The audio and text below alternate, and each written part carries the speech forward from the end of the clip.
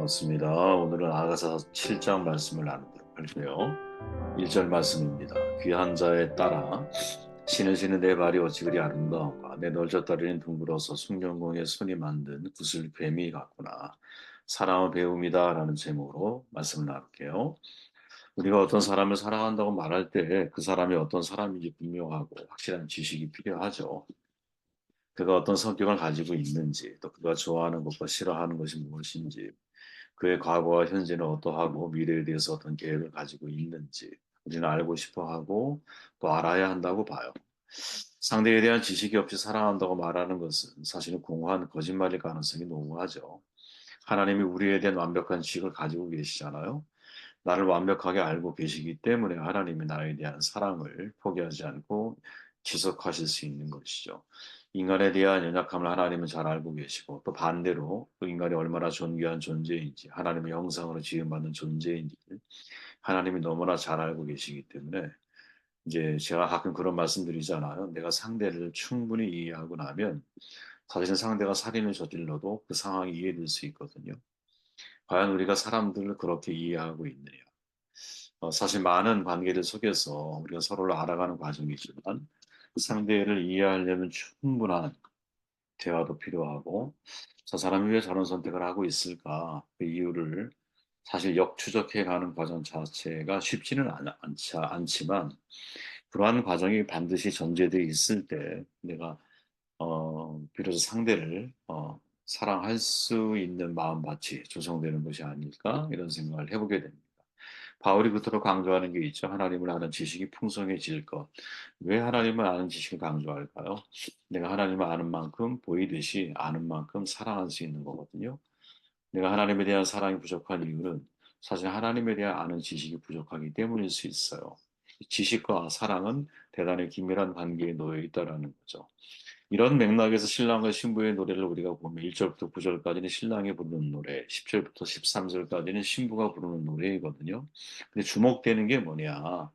솔로몬이 이 자기가 사랑하는 술람미 여인을 향해서 노래할 때 아주 대단히 시적인 언어를 사용하면서 머리끝부터 발끝까지 아름다운 언어로 술람미 여인을 그려가고 있다는 거죠. 객관적인 관점에서 술람이 여인의 자기 고백을 기초한다면 그녀는 괴달의 장막처럼 검은 피부의 여인이었고 밖에서 일을 했으니 얼마나 거친 얼굴을 가지고 있었겠어요. 근데 그것을 솔로몬이 봤을 때는 대단히 아름다운 얼굴로 묘사하거든요. 그죠? 대단히 아름다운 정말 얼굴로 묘사를 해요. 내용을 보니까 이렇게 말해요. 귀한 자에 따라 신을 신은 내 발이 어찌 그리 아름다운가. 내 널쩍다리는 둥그러서 숭늉공의 손이 만든 구슬뱀이 같구나. 배꼽은 섞은 포도주를 가득히 부은 둥근 잔 같고 허리는 백합화로 두른 밀당 같구나. 두 유방은 암사슴의 쌍태 새끼 같고 목은 상아 망대 같구나. 눈은 헤스본 바드락빔 문 곁에 있는 연못 같고 코는 다메섹을 향한 레바논 망대 같구나. 머리는 갈매산 같고 드리운 머리털은 자줏빛이었어. 왕이 그 머리카락에 매이었구나. 사랑아, 내가 어찌 그리 아름다운지, 어찌 그리 화창한지 즐겁게 하는구나. 발과 손, 배꼽과 허리, 목과 코, 머리와 머리칼, 뭐 그 외에 거의 모든 신체 부위에 대해서 자세하게 묘사하고 있지요. 저는 이를 통해서 우리가 확인할 수 있는 것이 뭘까? 신랑이 신부에 대한 지식이 많다라는 거죠. 물론 이것은 여러분, 부부간에 말하는 지식일 수 있어요. 야다라고 말하잖아요. 보통 안다. 내 속속들이 아는 거야. 이 알매 지식이 솔로몬은 술람 여인에 대한 지식이 깊어지고 있다라는 거죠. 베드로가 그런 말 하잖아요. 남편들아 이와 같이 지식을 따라 너희 아내와 동거하고 부부가 서로 알아가는 데 있어서 서로에 대한 지식을 배워나간다는 것은 대단히 중요한 문제라는 거죠. 지식이 배움이잖아요. 그죠? 배움. 그렇게 정말 우리가 상대에 대한 지식을 내가 알아간다는 것은 상대를 끊임없이 배워가는 것이죠. 저는 지금도 뭐 저와 여러분들도 마찬가지지만 제가 관계하는 모든 사람들 단 한 번의 만남이라 할지라도 상대를 이해하고 알기 위해서 집중을 많이 하는 편이에요. 왜 상대를 내가 잘 이해해야 상대가 어떤 반응과 태도를 보인다 할지라도 제가 거기에 대해서 유연하게 대처를 할 수 있고 충분히 이해할 수 있잖아요. 이제 받아들일 수 있잖아요. 왜 저런 행동을 하고 계시는지 얼마든지 거기에 맞춰서 조율해 드릴 수 있겠죠. 그러려면 사실은 상대에 대한 배움이 너무나 중요한 문제라는. 사랑은 끊임없이 배움의 과정을 포함하죠. 사랑의 기술이라고 하는 정말 탁월한 책이잖아요. 에리 프롬의 입장을 보면 사랑이란 한순간에 피었다가 지고마는 감정 따위가 아니라 끊임없는 노력과 훈련이 필요한 기술이자 결단이며 의지이다. 처음에 제가 이 책을 처음에 봤을 때는 굉장한 충격을 받았었어요. 왜냐하면 보편적인 사랑이 익숙하게 제 머릿속에 입력돼 있었거든요. 감정적인 거지. 기술이 필요 없는 영역이라고 생각을 한 거야. 일반 대중의 의식과 프롬, 제가 일반 대중의 예전에 속해 있었으니까 어느 날 갑자기 불쑥 찾아오는 자연스러운 감정, 이게 사랑이 아닐까? 이렇게 이해하고 살아왔다라는 거죠. 근데 이 프롬의 입장 같은 경우에서는 끊임없는 노력과 훈련이 필요한 기술이자 결단이며 의지이다. 여러분 이걸 한마디로 정리하면 뭐라고 표현할 수 있을까요? 끊임없는 배움의 과정이라는 거죠. 사랑은 열정이라기보다 기술이라고 표현한 알랭도 보통이 이렇게 말하거든요. 사랑을 유발했던 신비한 열정으로부터 눈을 돌릴 때 사랑이 지속될 수 있음을, 유효한 관계를 위해서는 그 관계에 처음 빠져들게 한 감정들을 포기할 필요가 있다는 결론을 이룰 것이다. 이제 그는 사랑은 열정이라기보다 기술이라는 사실을 배워야만 할 것이다. 사랑은 기술이죠. 기술이란 배움을 전제하는 거거든요. 그러면 여러분 대중들의 사랑에 대한 오해의 배경을 세 가지로 설명을 하거든요. 되게 중요하다고 봐요. 그래서 여기 소개해 놨는데 첫째로 사람들은 사랑을 하는 문제, 받는 문제로 생각한다라는 거. 사랑을 하는 문제인데 받는 문제로만 자꾸 이해를 한다. 받는 문제이기 때문에 여러분 노력이 필요가 없는 거야. 내가 사랑받을 조건만 갖추면 되는 거야. 이해되십니까? 두 번째로는 사랑을 능력의 문제가 아니라 대상의 문제로 바라본다는 거죠. 쉽게 말하면 더 좋은 사람을 찾아서 이리저리 방황을 하는 거야. 한 사람과 살아낼 능력이 없는 거죠. 왜? 한 사람과 내가 결혼을 했는데 또 다른 사람이 자꾸 보이는 거야. 대상의 문제라고 자꾸 이해를 한다라는 거죠. 그리고 세 번째는 뭐냐? 사랑에 빠지는 최초의 순간만 사랑이라고 착각을 한다는 거. 근데 살아보면 알지만 여러분 인생은 살다 보면 처음엔 다 이쁘죠. 근데 서로가 하나 되는 과정에서 또 서로가 여러 가지 사회적인 상황적인 어려움과 난관들을 헤쳐나가는 과정들을 통해서 이 명암을 다 보잖아요. 그죠? 만약에 첫사랑의 순간만을 사랑이라고 인식하며 살아간다면 중간에 찾아오는 수많은 권태기들을 어떻게 극복하며 살아낼 수 있을 거예요. 그게 아니라는 거죠. 이러한 세 가지 차원에서의 편견이 사람으로 하여금 일반 대중들로 하여금 사랑의 의미를 잘 해석하지 못하게 만든다. 프롬은 말하는 겁니다. 많은 사람들은 사랑의 문제를 사랑하는, 즉 사랑할 수 있는 능력의 문제로 보기보다 사랑받는 문제로 본다. 이런 그렇게 내가 어떻게 하면 사랑스러워지는가, 그죠? 아무런 노력과 훈련 없이 그저 희망만 기대만 갖고 뛰어드는 사랑 실패할 수밖에 없다. 이렇게 말을 하거든요. 여러분 현대인이 사랑받기 위해서 외모와 조건 너무나 중요한 요소로 받아들이잖아요.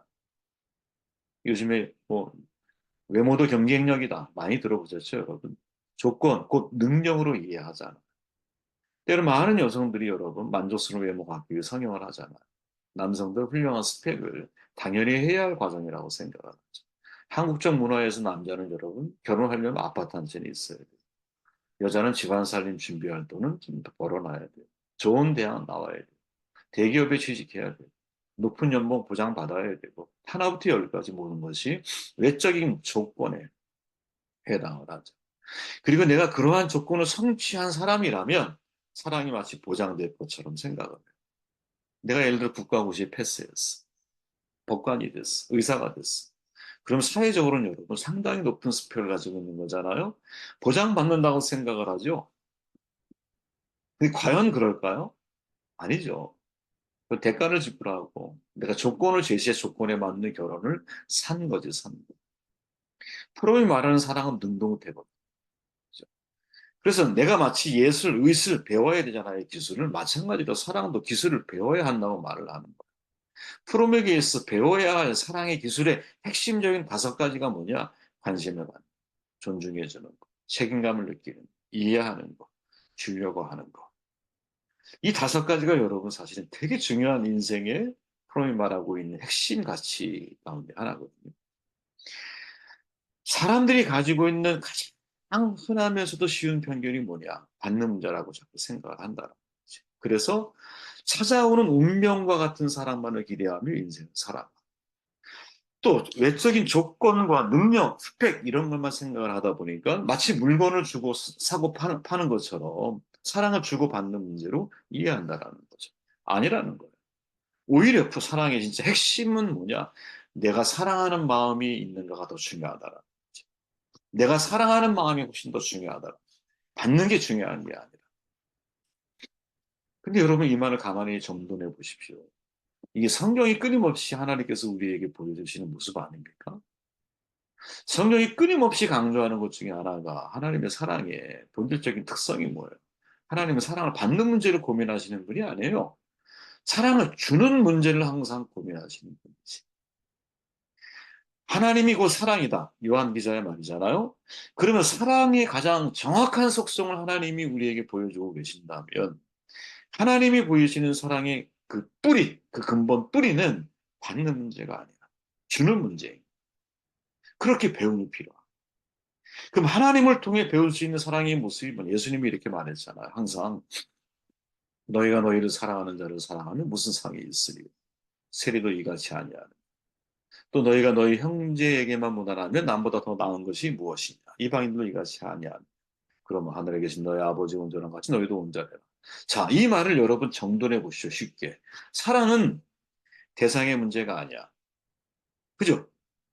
사랑하는 자, 대상의 문제가 아니야. 내가 사랑하는 마음이 더 중요하다. 상대가 누구이든 내가 사랑의 내공을 갖추고 있다면 그 상대가 부족한 자이라 할지라도 가난한 사람이라 할지라도 죄인이라 할지라도 비록 나에게 원수 같은 사람이라 할지라도 내 안에 사랑의 내공이 있는 사람은 사랑하는 거야. 그죠? 자, 예수님이 제자들을 사랑할 때 모습 보십시오. 그들이 진 스펙이 있습니까? 말을 잘 듣기를 합니까? 끝까지 의리라도 생명을 같이 나누려고 하는 마음의 자리 고백은 그렇게 하지만 그럴 능력이 있습니까? 배운 게 있습니까? 저마다 자기의 꿈을 이루기 위해서 예수님이 필요 사랑에 의해서 예수님이 붙어 있던 사람들 아닙니까? 그런데 어떻게 그들을 끝까지 사랑하십니까? 너무 간단한 거죠. 대상의 문제가 아니라. 대상의 문제가 아니라 내가 그런 사랑의 능력을 갖추고 있는. 아주 진지하게 우리를 도전하고 계시는 하나님의 사랑의 모습을 목격하게 되죠. 솔로몬이 술람미 여인에 대한 사랑이 계달의 장막으로 표현한 거친 외모 포도원직이라고 하는 조건만 놓고 본다면, 그죠? 눈에 들어오지 않죠. 근데 솔로몬은 사랑해요. 그죠? 물론 이게 남녀 간의 사랑이니까 가능할 수도 있다라고 말할 수도 있을 거예요. 그리고 사랑에 눈이 뼈으니까 원래 맹목적이라는 게 눈이 멀어버리는 거 아니야. 그런데 어쨌든 그 속에 있어서 솔로몬의 마음속에 있는 사랑의 내공은 뭐냐? 대상이 중요한 게 아니라 내가 사랑하는 자가 중요하다. 내가 사랑하는 자. 그래서 이런 마음이 있는 사람만이 마지막 편견, 사랑에 빠지는 최초의 경험이 아니라 영속적인 상태. 좀 더 말하면 첫사랑의 마음을 가지고도 끝까지 사랑할 수 있는 사람이 될 수 있는 것이죠. 그래서 이런 마음이 내게 준비가 돼요. 저는 이제 비록 이제 이 7장의 말씀을 보면서 뭐 흔한 거잖아요. 그죠? 내가 누구를 사랑하게 되면 머리부터 발까지 다 사랑을 고백하게 되지. 응? 물론 그렇게 못하는 사람도 있지만, 근데 이 솔로몬의 고백을 보면서 그죠? 발과 손, 배꼽과 허리, 목과 코, 머리와 머리칼, 뭐 심지어 그 이상의 어떤 그 여인에 대해서 아주 속속들이 그 여인을 시적인 언어로 표현하게 가고 있는 모습을 보면서 솔로몬의 사랑은 배움의 이 전제가 그 속에 깔려 있구나 하는 생각을 하게 되었습니다. 역시 우리의 사랑 역시 내가 누군가를 정말 사랑하려고 한다면 사랑은 받는 차원의 문제가 아니라 정말 주는 차원의 문제이기 때문에 나에게 필요한 사랑의 기술이 뭘까? 이것을 질문하고 여기에 대한 해답을 저 여러분들이 한번 스스로 찾아보는